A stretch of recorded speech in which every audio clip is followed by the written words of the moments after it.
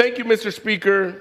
I am proud to stand here with my colleagues from the Congressional Hispanic Caucus to call out the partisan Republican budget resolution that passed last night for what it is. It is a ripoff of the American people. Their budget proposes reckless spending to support billionaires and makes everyday Americans foot the bill.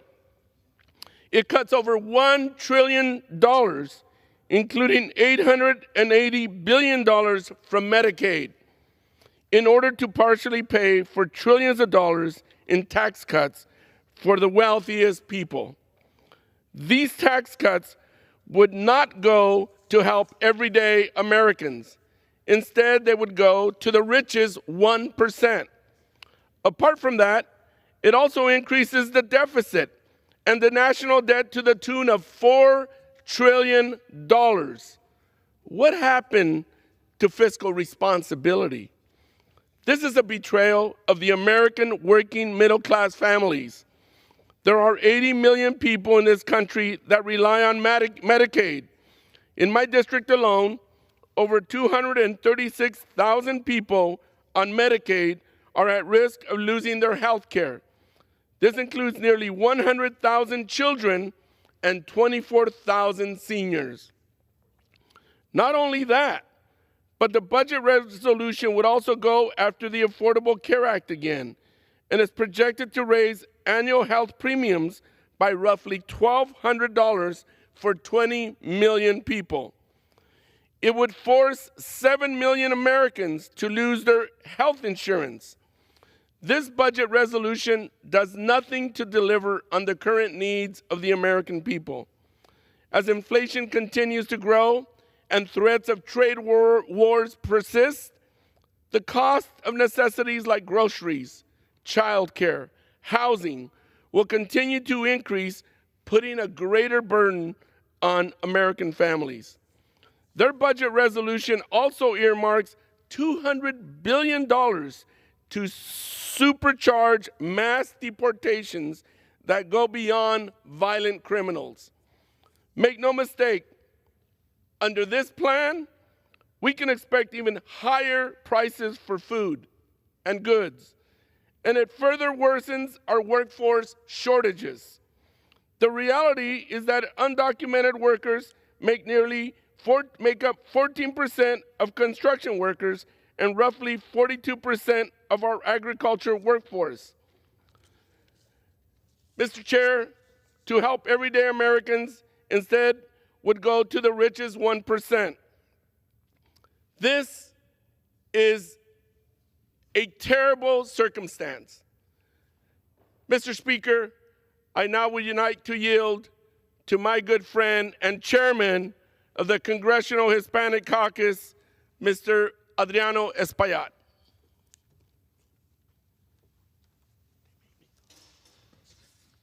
Thank you, Mr. Speaker. Thank you. I ask for unanimous consent that all members may have 5 legislative days in which to revise and extend their remarks and submit strenuous materials into the record. Thank you, Mr. Speaker.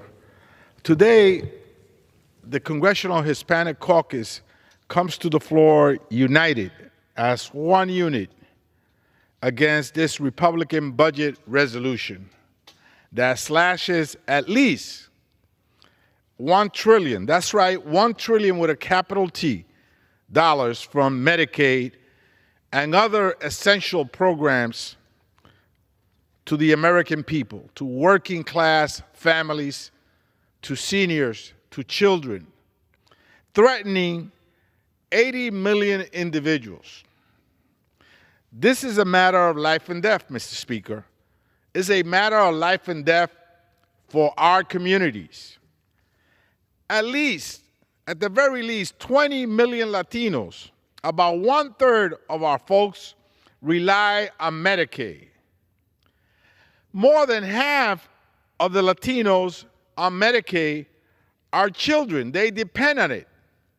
Many of them are asthmatic. And they will now have to face a precarious situation where they may get an asthma attack in school, and maybe that school-based clinic is not open for those critical first minutes of aid. Many of them are diabetics, and they rely heavily, obviously, on insulin. And they may not have the Medicaid coverage for insulin to save their lives. So this is a matter of life and death, Mr. Speaker. This is not just a regular bill that we do on this august body to feel good or to maybe take care of a specific issue in a particular state. This is a matter of life and death. And you have Latinos with renal problems, with cardiovascular problems. High blood pressure is an epidemic, is at epidemic levels in the Latino community. And this bill, again, presents a situation or life or death for many of the constituents across the country and the ones that I represent in New York's 13th Congressional District, where over 500,000 residents of that district rely on Medicaid. Over 100,000 relied on Medicare. So over 600,000 of the 780,000 people I represent are either on Medicaid or Medicare. And this bill presents a clear and pressing threat to their health and to their lives. In addition to that, Mr. Speaker, Republicans also seek to cut $230 billion in nutritional programs like SNAP, food stamps. That's right, food stamps are being cut that currently aid 10 million Latinos, including 5 million kids. These nutritional programs are essential to their health and growth. And so we're here pushing back on the cuts to food stamps. In my district, Mr. Speaker, there are over 200,000 households that rely on food stamps. If you multiply that by an average of 3 people per household, you can do the math and you can see that it will devastate that community. And this bill, this proposal by Republicans seeks to cut $230 billion in nutritional programs. The $200 billion in this budget also seeks to supercharge Trump's massive deportation plan, which will disseminate the agricultural workforce by 16% and lead to increased food prices. You can expect food prices at the cash register, at the supermarket, to go dramatically up. This is egregious. And we are united in opposition to this betrayal, the Republican budget betrayal. The Congressional Hispanic Caucus stands at once and together in opposition to this Republican budget betrayal. CHC is committed to protecting dreamers. Those are young people, on an average, that have been in our nation for over 20 years. They are nurses, teachers. They are bus drivers. They are members of the armed forces. They own their own small businesses. They own their own homes. And yet, we cannot get to regularize their status. We support dreamers. We are in support of farm workers. They pick the crops and the fruits that come to our dinner table, and many of them are staying home in fear of being deported. You can expect food prices to go up. And of course, we are in support of keeping families together. A family that's divided When a mom or a dad is split from his or her children, that family is a weak family. They become vulnerable, and that translates into a weak nation and a vulnerable nation. So CHC, the Congressional Hispanic Caucus, is in support of dreamers, farm workers, and keeping families together. Latinos voted in favor of lowering costs and increasing wages. The budget passed last night only gives billionaires tax cuts and funds indiscriminate raids in our city, all paid for by working class family. Again, Mr. Speaker, CHC stands with our community and rejects the Republican budget betrayal. Now, Mr. Speaker, I yield back the remaining part of my time, and I yield back to Congressman Carbajal.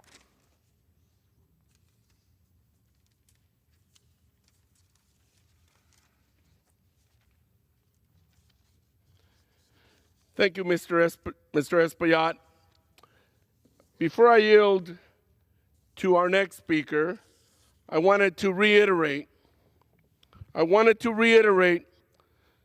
make no mistake, under this plan, we can expect even higher prices for food and goods, and it further worsens our workforce shortages. The reality is that undocumented workers make up 14% of construction workers and roughly 42% of our agricultural workforce. Farm workers help feed our nation and allow grocery stores to stay in stock with affordable fruits and vegetables. Unfortunately, this reality is not what my colleagues on the other side of the aisle want to admit. On Monday, I offered an amendment to the budget resolution so we can move forward the bipartisan Farm Workforce Modernization Act to provide farm workers with legal status so they can continue to work on our farms in this country. Not only is this the right thing to do, but providing farm workers with legal status helps provide stability and keep our stores stocked with affordable groceries and domestically grown food, also helping American growers. Instead, the Rules Committee blocked my amendment, and not a single amendment was made in order. We need to do better than this and deliver on lowering costs for American people. I call on my colleagues on the other side of the aisle to reconsider this reckless plan that would benefit billionaires at the expense of everyday Americans. With that, how much time do I have left, Mr. Speaker? The gentleman from California has 16 minutes remaining. Thank you. I now yield to the gentlewoman from Washington, Ms. Emily Randall, for 5 minutes. Do I do it from here? Okay. Thank you so much to my colleague, Mr. Carbajal, and thank you, Mr. Speaker. I'm learning how this works here, so thanks for your patience. I come before you today to tell a very personal family story that motivated my interest to serve my community here in Congress, and that continues to motivate me to think about the impacts on families all across my district and all across the country. When I was 7 years old, my sister Olivia was born with microcephaly, and what that means is that her brain was small and the doctors didn't know why. They didn't know if she would live, how long she would live, what her life would look like. And I grew up in a family of public servants, a bipartisan family, a biracial family, and my dad, who was a civilian employee for the Department of Defense, had pretty good government employee insurance, but that insurance wouldn't have covered all of the surgeries, the specialists, the equipment that Olivia needed to thrive. But gratefully for our family, the Washington State Legislature in 1993 voted to expand Medicaid, one of the first states in the country to lead that charge. And for us, That meant that we didn't have to worry about losing our house or what other bills that we would pay, so that Olivia could survive and thrive. It meant she was able to get multiple wheelchairs and use equipment like an inflatable vest that kept her from getting pneumonia more than 5 times a year. She was able to go to public school and live for 19 years with our family. For me, I learned that government could be a safety net for families like mine. And for the last 6 years in the Washington State Legislature, I've worked hard to expand healthcare access for folks all across the state and all across my big rural district, where hospitals are already struggling because Medicaid reimbursement rates are low, where small clinics, independent providers are shuttering their doors because they cannot afford to stay open. So, if you have a family with a disabled kid like my sister and you live in Nia Bay, the farthest northwest corner of the lower 48 states, you have to drive hours and sometimes wait for a ferry that's 2 hours delayed in order to get to a specialist in Seattle to get your kid life-saving care. What will happen if this budget resolution becomes reality, if $1 trillion is cut from Medicaid programs, we will see potentially per capita caps. What that means is that we will decide how much the lives of children like my sister are worth. How much will we be willing to pay for the equipment and the specialists and the surgery to keep alive medically fragile kids? It will mean that folks without disabilities, seniors and low-income children, folks with private insurance will struggle to afford health care in communities like mine and communities across the country. We are facing a real crisis in our healthcare sector already.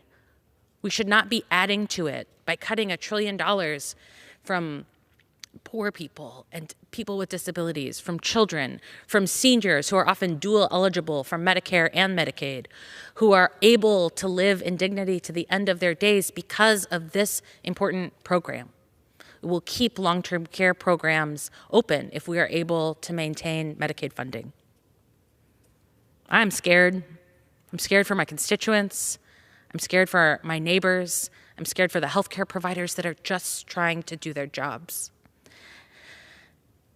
And I'm scared for the impact that we will see for years into the future if this budget resolution becomes law, if we deliver these trillions of dollars of cuts for families who depend on Medicaid. Thank you so much, Mr. Speaker, and I yield the remainder of my time to Mr. Carbajal. Thank you. Thank you. Mr. Speaker, I now would like to recognize the gentleman from New York and chair of the Congressional Hispanic Caucus and my good friend, Representative Adriano Espaillat. Thank you, Congressman Carbajal.